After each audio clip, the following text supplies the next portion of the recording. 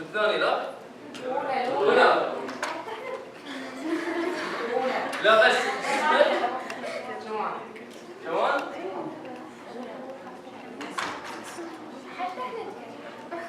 زين اللي فيها شنو؟ المساعدة الموجودة. نوع الإصابة. نوع المساعدة الموجودة. المصابين. نوع المساعدة. اوكي شنو سويت له؟ بعد نوع المساعدة الموجودة. نوع المساعدة. حلو. كم رقم نسعى؟ 9 7 لا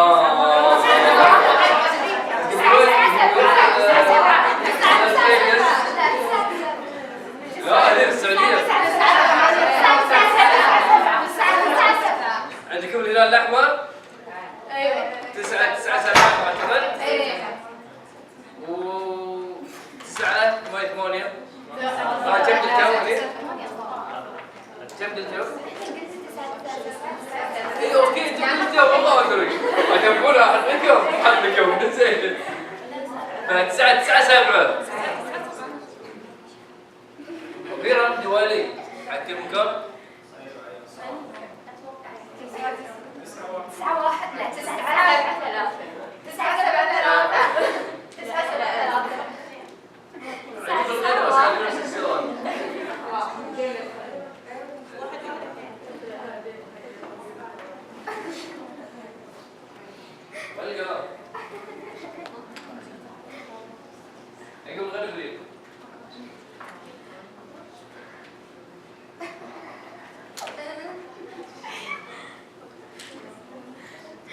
الحين انا امسك السياره قبل تخلصون من الدوره شلون كلكم ناجحين الا انزين حصلت حولك جو قبله ولا لا؟ انا بجيب واحد لو قبله ليش لو قبله؟ يمكن انا واقف ما اعرف شو اسوي بس واقف اطالع وياك كثرهم اللي نفسها اللي بس واقفين كذي.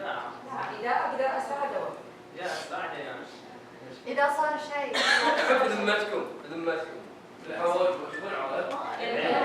جميل. ايه جاء واحد اللي بيقدم الخدمه اللي بيساعدكم. واحد أو زين كلهم متفرجين موثقين بالحدث. زين اقسم جد نعم. فلما اشوف حادث وانسان اسعاف اوقف الحادث صار هني سياره المصاب.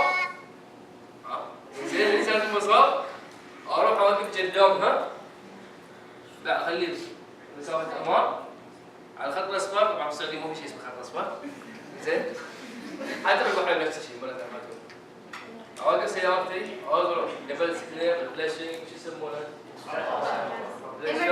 امرجنسي اخذهم وانزل بشغلتي بقواسي باللي عندي حتى لو كان فيها حد يا جماعه حاولوا مسرعه. حلو؟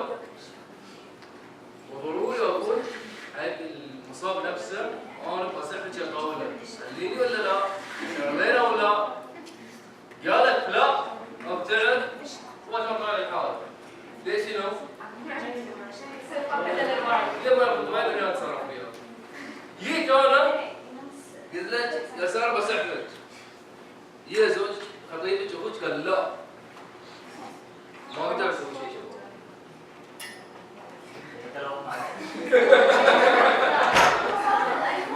طيب إذا أنا موافقة ما لي شغل. ممكن انه يقول مو في وعيها. ولا ما لك شغل.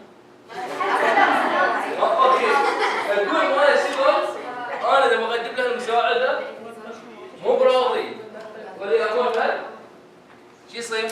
اجيب لي شهود فلانه شهود ان هي اللي تبي انه انا اقدم المساعده. The respiratory system includes the lungs and the airway, the passage from the mouth and nose to the lungs. Expansion of the chest during breathing causes suction, which pulls outside air containing oxygen through the airway and into the lungs.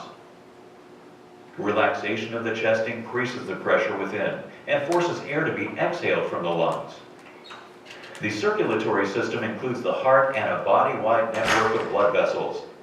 Electrical impulses stimulate mechanical contractions of the heart to create pressure that pushes blood throughout the body.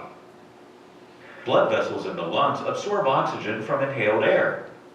The oxygen-rich blood goes to the heart and then out to the rest of the body.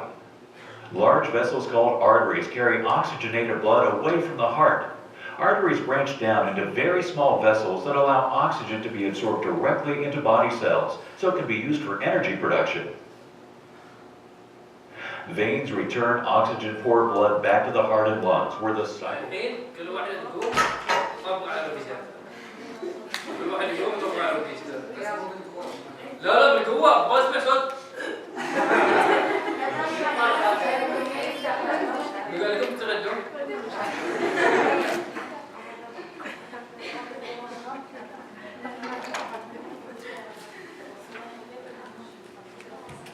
ده أنا أشكر ياقوت لأنه مستحيل يسوي. Through the circulatory system by way of external chest compressions. The most effective chest compressions occur with the rhythmic application of downward pressure on the center of the chest. External compressions increase pressure inside the chest and directly compress the heart, forcing blood to move from the heart to the brain and other organs. To perform proper compressions, the person needs to be positioned on her back on a flat, firm surface. Kneel close to the side of the chest. Place the heel of one hand on the center of the chest. Place the heel of your other hand on top of and parallel to the first. You can interlace your fingers to help keep them off the chest. Bring your body up and over the person so your shoulders are directly above your hands. Straighten your arms and lock your elbows. Using your upper body weight, push straight down to a depth of at least 2 inches. Lift your hands and allow the chest to fully rebound to its normal position. Move immediately into the downstroke of the next compression. Continue compressions at a rate of at least 100 times per minute. Always compress fast and deep when performing compressions. Without losing contact, allow the chest to fully rebound at the top of each compression. Blood pressure is created and maintained with well-performed compressions. If compressions stop, pressure is quickly lost and has to be built up again. Minimize any interruptions when doing compressions. When compressing properly, you may hear and feel changes in the chest wall. This is normal. Forceful external chest compression is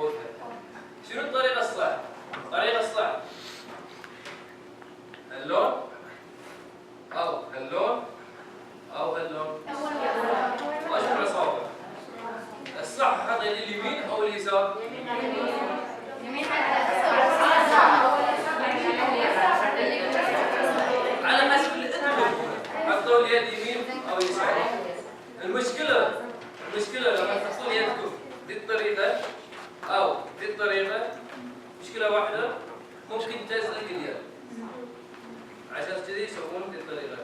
في مدارس وايد يسوون دي الطريقة، في مدارس وايد يسوون دي الطريقة. فكل مدرسة لسعود ولي عندها طريقة عاد تميز عن المدرسة الثانية، وبالآخر عليكم أنتم شنو تفتحون له من الطرق. المكان حق الإنسان مكان واحد ما حنختلف عليه. ننزل العمق بالضبط من انتين وبس، انتين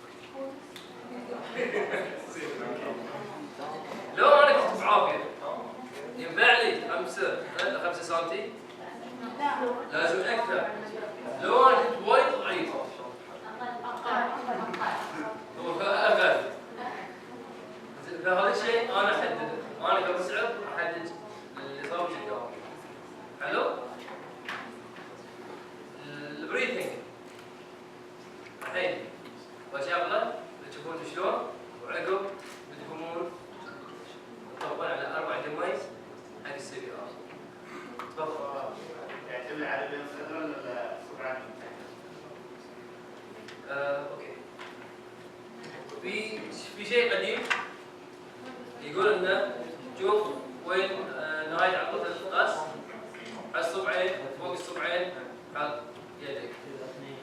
عشان نكسب الوقت، وين؟ اوكي لحظة. اوكي هذه عضلة الراس، نهاية الصبعين، اوكي. أبطل بس أبطل على السيدر عرفتها يدي بينكسر فوق. اوكي بينكسر فوق ثاني ضرب ثالث معناته انت سويت شيء. بس سمعين صوت الحركه بتتغير، سمعين تركيزها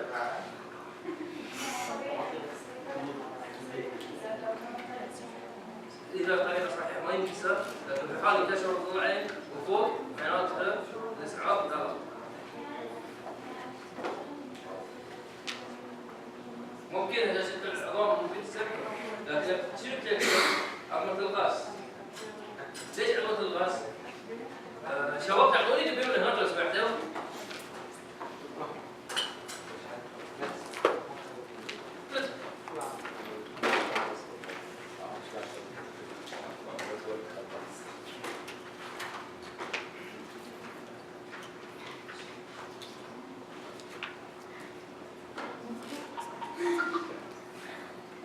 هذه لو قلت عنها عضلة الراس اللي الضلوع كلهم شوكين فيها.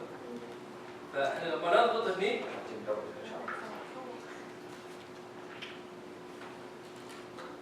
لما اضغط على هني شوفوا الضلوع يصير فيها، لكن لما نضغط هني ايش بيصير؟ بينكسر. هني ذي عضلة الراس اللي عندنا احنا بدايتها من هني ليه؟ نهاية اللي فوق الحاجز هي اللي قاعدة أو هي اللي ماسكة الضروب. خلاص كذا. في حال حطيت هذه غلط بينكسر.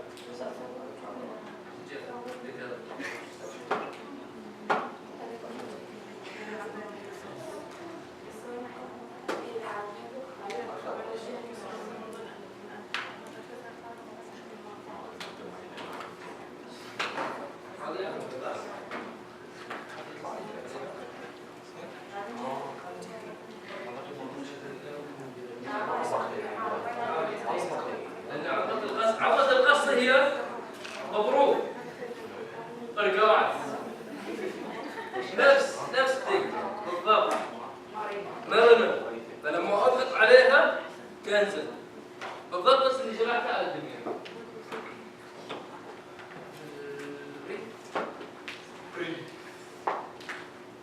Rescue breaths are artificial breaths given to someone who is not breathing. They are given by blowing air into the mouth to inflate the lungs. The air you breathe contains about 21% oxygen. Your exhaled air still contains up to 16 to 17% oxygen. This exhaled oxygen is enough to support someone's life for a short time. Before giving rescue breaths, you need to make sure there is an open airway. The airway is the only path for getting air into the lungs. Someone who is unresponsive can lose muscle tone. If flat on his back, this can cause the base of the tongue to relax and obstruct the airway. This is the most common cause of a block. يا جماعة من بعين دولة؟ اوكي زين اليوم هذه بتجي شوفون الانسان نزل تعب الصار بلنا مجرد تنفس معناتها ما وصلت تزيد حق الرئتين الهواء. اللي بقول لكم ما في شيء اسمه بلع اللسان، ما في شيء اسمه اللسان يصير كذي يروح على ورا. اللي يصير ارتخاء عضلة اللسان وتنزل تحت بس. افتح مجرى التنفس بالرفع الراس. نعم بالضبط. احد قصد الريال شنو؟ بهذه الطريقه. اوكي؟ هاللون انت انتوا وش بتسوون؟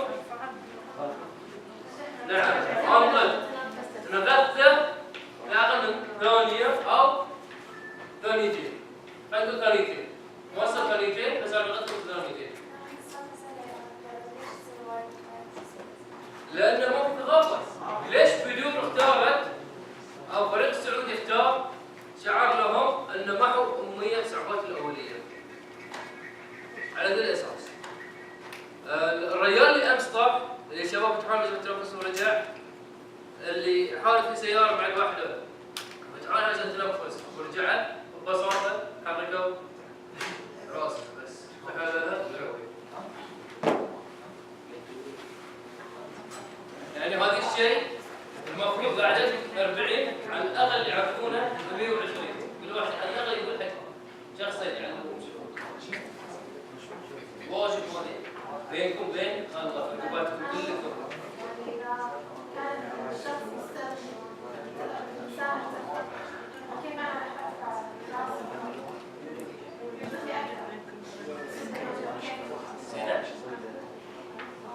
يا ودي وصلت؟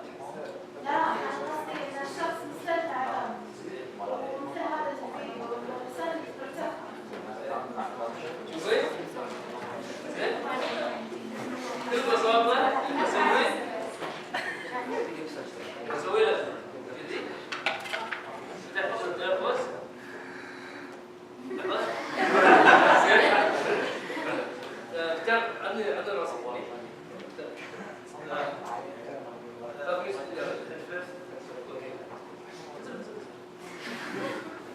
زين نزل العود او واسوي حركه ثانيه ويود راسه شويه لي شلون نزلت يا ولد حجه رفعت راسه ما شفته لا بعدين تشوفوني ان شاء الله بس افتح التنفس برجع اتنفس طبيعي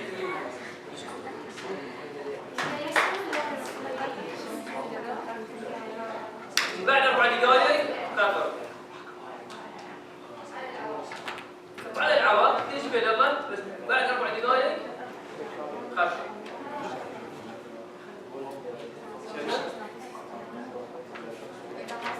من يفعل على الانسان تختفي جميع عروض وقت الصرع وقت نوبة الصرع يكون مشلل تخلص النوبة ارتفاع.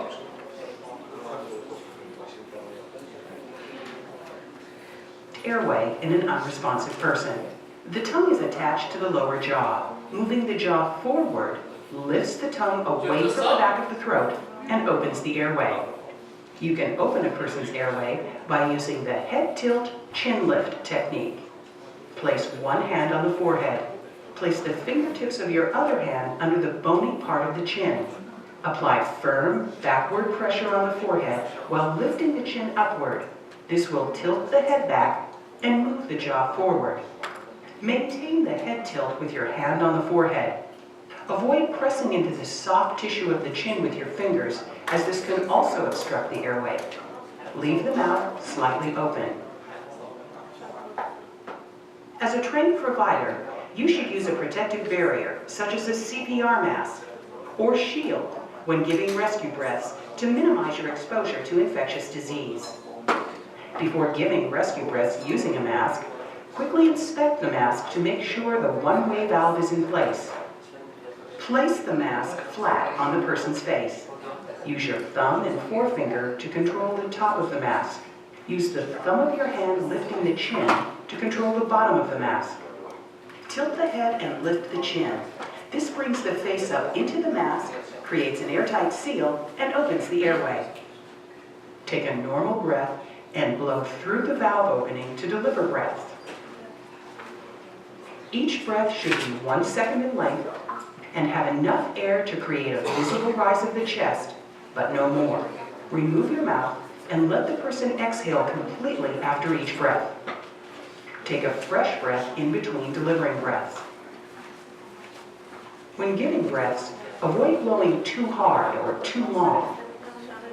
Air can be pushed into the stomach, making additional breaths more difficult and increasing the chance of vomiting. If you remove your hands, the airway will close again. Open the airway each time you give rescue breaths. If you cannot get the chest to rise with your first breath, reposition the head further back by using head tilt chin lift again and try another breath. To give rescue breaths using an overlay shield, begin by placing the breathing port of the shield over or into the person's mouth. Tilt the head and lift the chin to establish an open airway. Seal the nose by pinching the nostrils closed over or under the shield. Take a normal breath. Open your mouth wide and press your mouth on the shield over the person's mouth to create an airtight seal. Blow through the port to deliver the breath. Each breath should be 1 second in length and have enough air to create a visible rise of the chest, but no more. Remove your mouth and let the person exhale completely after each breath. Take a fresh breath in between delivering breaths.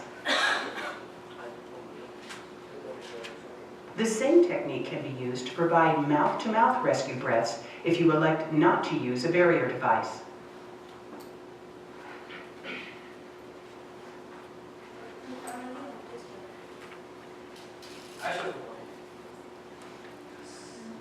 زين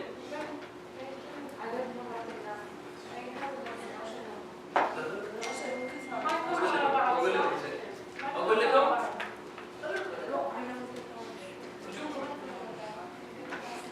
يا جماعه اول شيء احنا ضغطنا 30 ضغطه حلو 30 ضغطه ضغط في سي ار حلو عند 30 ضغطه عندي 10 ثواني اعطي نفسين افتح مجرى التنفس واعطي نفسين اذا ضغط 10 ثواني ولحد ما اعطيته النفس الثاني او الاول لا عندي مره ثانيه 30 ضغطه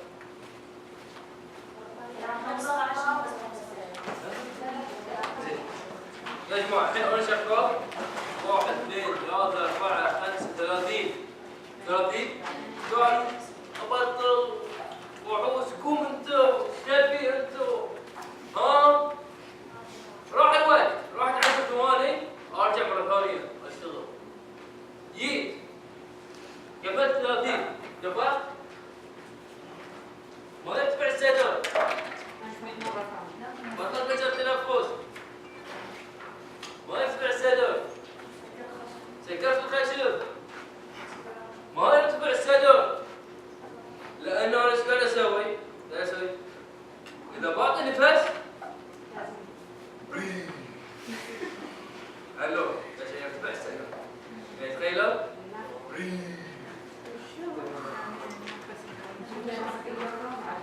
تذكروا هذا بس كذا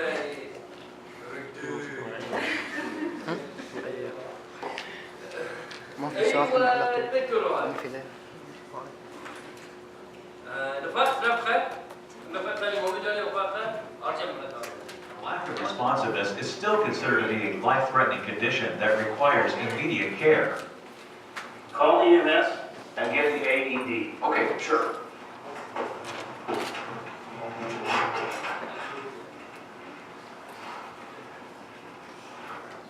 There are a variety of things that can result in unresponsiveness, including medical conditions such as stroke or seizures, or external factors such as alcohol or drug overdose. Regardless of the cause, the greatest treatment concern is the ability of the person to maintain a clear and open airway. Positioning an uninjured, unresponsive person in the recovery position can help maintain and protect the airway.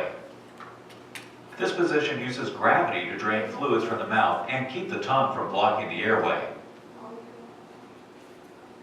Anytime you have the impression someone is unconscious, act quickly. If it is safe for you to approach the person, do so. Tap or squeeze the shoulder and ask loudly, "Are you all right?" If the person